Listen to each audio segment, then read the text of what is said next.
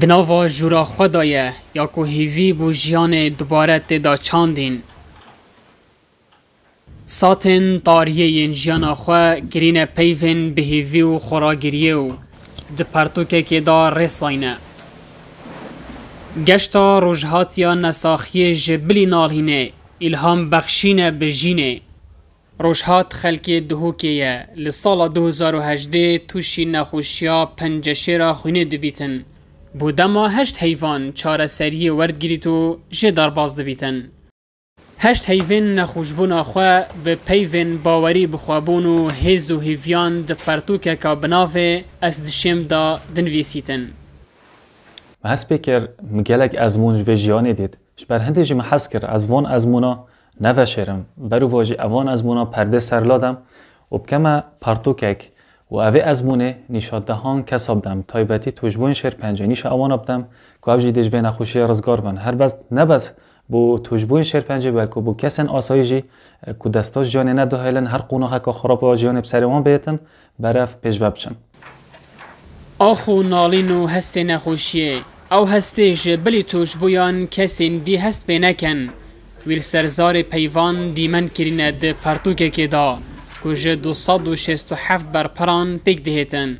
مرم اویش نویسینا پرتوکی جی دیار کرنا هزا و شارتیا مروفیه کنیشا توجبویانو هر کسی که بدتن.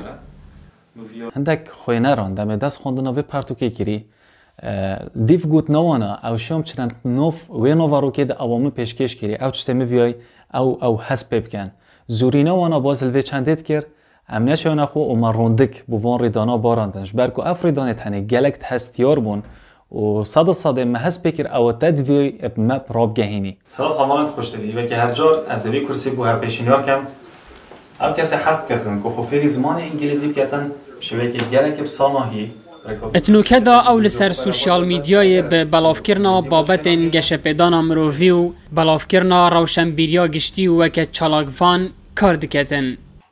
نوارکو بارافت کم ادبار گشپیدانا مروفی دا مدویتن افریدان بسر مهاتیم شوی که گلک جوان و که ازمونک پیشکشی بینریب کم دو کپشتن بخو مفایجه ورگریتن السر آرمان جا مروفاتی و سپاس بخوده همیشه این کاریگری گلک حساب کن بالاف کرن آوان نوارو گت از بالافت کم اتحجمار خود داد تحجمار اینستاگرامی دا